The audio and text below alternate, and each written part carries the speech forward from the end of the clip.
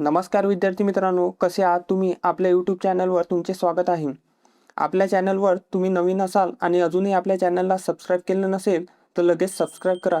तसेच आमच्या Telegram channel भाऊ पोलीस स्टडी देखील जॉईन करा, जेणेकरून दररोज होणाऱ्या लेक्चरची PDF तुम्हाला तेथे मिळून जाईल.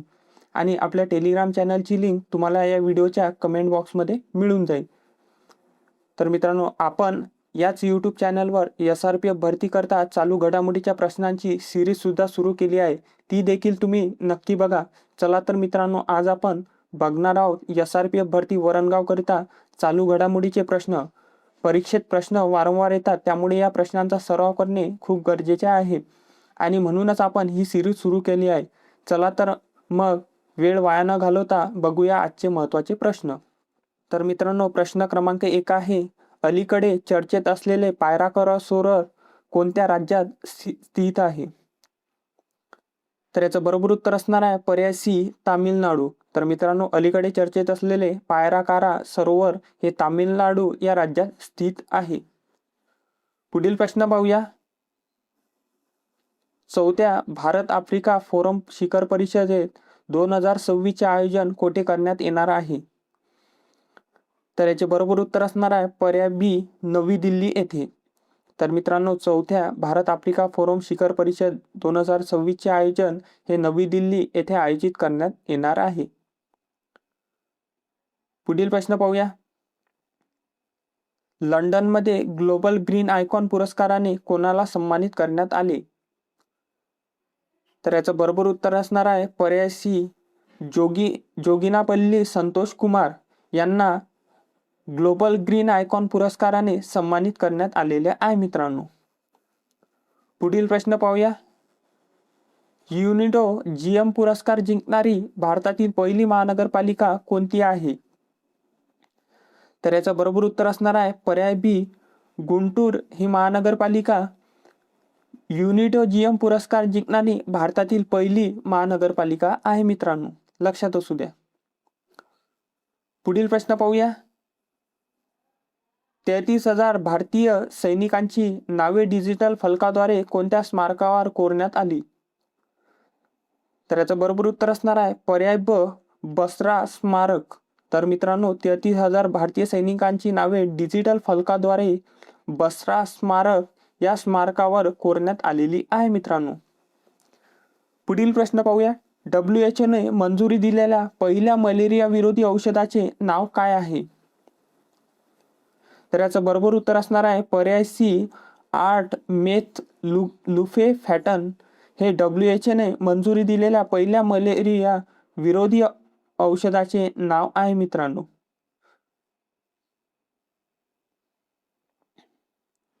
पुढील प्रश्न पाहूया. कोणत्या देशाने 1 जानेवारी 2009 नंतर जन्मलेल्या साठी तंबाखूवर आजीवन बंदी घातलेली आहे? तर याचं बरोबर उत्तर असणार आहे पर्याय डी, युनायटेड किंगडमने या देशाने 1 जानेवारी 2009 नंतर जन्मलेल्यांसाठी तंबाखूवर आजीवन बंदी घातलेली आहे. पुढील प्रश्न पाहूया. आंध्र प्रदेश उच्च न्यायालयाच्या पहिल्या महिला मुख्य न्यायाधीश कोण ठरल्या आहेत?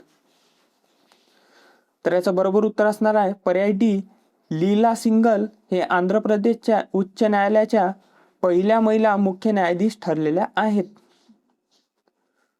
पुढील प्रश्न पाहूया. भारताचा 95वा बुद्धिबळ ग्रँडमास्टर कोण ठरलेला आहे? तर याचं बरोबर उत्तर असणार आहे पर्याय सी, अरुण घोष हा भारताचा 95वा बुद्धिबळ ग्रँडमास्टर ठरलेला आहे मित्रांनो. पुढील प्रश्न पाहूया. ॲपल या कंपनीचे नवीन CEO म्हणून कोणाची नियुक्ती करण्यात आली आहे? तर याचं बरोबर उत्तर असणार आहे पर्याय बी, जॉन टर्नस यांची ॲपलच्या या कंपनीच्या नवीन CEO म्हणून नियुक्ती करण्यात आलेली आहे मित्रांनो, लक्षात असू द्या. पुढील प्रश्न पाहूया. त्याआधी मित्रांनो, जर तुमचा सराव होत असेल आणि प्रश्न आवडत असेल तर मित्रांनो, व्हिडिओला एक लाईक जरूर करा. पुढील प्रश्न पाहूया मित्रांनो. जनगणना 2027 साठी भारत सरकारने कोणती टोल फ्री हेल्पलाईन सुरू केलेली आहे? तर याचं बरोबर उत्तर असणार आहे पर्याय बी, 1855 ही जनगणना 2027 साठी भारत सरकारने टोल फ्री हेल्पलाईन सुरू केलेली आहे मित्रांनो. पुढील प्रश्न पाहूया. बँक ऑफ इंडियाच्या कोणत्या सीईओचा कार्यकाळ 2029 पर्यंत वाढवण्यात आलेला आहे? तर याचं बरोबर उत्तर असणार आहे पर्याय अ, रजनीश कर्नाटक. तर मित्रांनो, बँक ऑफ इंडियाच्या रजनीश कर्नाटक या सीईओचा कार्यकाळ 2029 पर्यंत वाढवण्यात आलेला आहे मित्रांनो. पुढील प्रश्न पाहूया. आर्मी वॉर कॉलेजच्या इंटरनॅशनल हॉल ऑफ फेम मध्ये कोणाचा समावेश झाला? तर याचं बरोबर उत्तर असणार आहे पर्याय सी, जनरल उपेंद्र द्विवेदी. तर मित्रांनो, US आर्मी वॉर कॉलेजच्या इंटरनॅशनल हॉल ऑफ फेम मध्ये जनरल उपेंद्र द्विवेदी यांचा समावेश झालेला आहे मित्रांनो. पुढील प्रश्न पाहूया. नॅस्कॉमच्या अध्यक्षपदी कोणाची नियुक्ती करण्यात आलेली आहे? तर याचं बरोबर उत्तर असणार आहे पर्याय बी, श्रीकांत वेलांतनी यांची नॅस्कॉमच्या अध्यक्षपदी नियुक्ती करण्यात आलेली आहे मित्रांनो. पुढील प्रश्न पाहूया.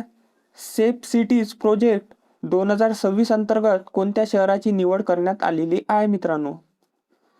तर याचं बरोबर उत्तर असणार आहे पर्याय सी, धार या शहराचे मध्य प्रदेशातील धार या शहराचे सेफ सिटीज प्रोजेक्ट 2026 अंतर्गत निवड करण्यात आलेली आहे मित्रांनो. लक्षात असू द्या. पुढील प्रश्न पाहूया. जगातील पहिला हायड्रोजन पॉवर ट्रेन कोणत्या राज्यात धावणार आहे? तर याचं बरोबर उत्तर असणार आहे पर्याय सी, हरियाणा या राज्यात धावणार आहे मित्रांनो. लक्षात असू द्या. पुढील प्रश्न पाहूया. मुंबई महानगरपालिका आयुक्तपदी पहिल्यांदाच कोणत्या महिलेची नियुक्ती झालेली आहे? तर याचं बरोबर उत्तर असणार आहे पर्याय बी, अश्विनी भिडे यांची मुंबई महानगरपालिका आयुक्तपदी पहिल्यांदाच महिलेची नियुक्ती झालेली आहे मित्रांनो. लक्षात असू द्या. तर मित्रांनो, आजचा शेवटचा प्रश्न पाहूया. भारत आणि किर्गिस्तान या दरम्यान कोणता युद्धाभ्यास आयोजित करण्यात आला? तर याचं बरोबर उत्तर असणार आहे पर्याय सी, खंजर. हा युद्धाभ्यास भारत आणि किर्गिस्तान या दोन देशादरम्यान आयोजित करण्यात आला होता. तर मित्रांनो, जर तुम्हाला या व्हिडिओची PDF हवी असेल तर आपलं टेलिग्राम चॅनल भाऊ पोलीस स्टडी हे जॉईन करा. तुम्हाला आपल्या टेलिग्राम चॅनलची लिंक हे कमेंट बॉक्समध्ये मिळून जाईल.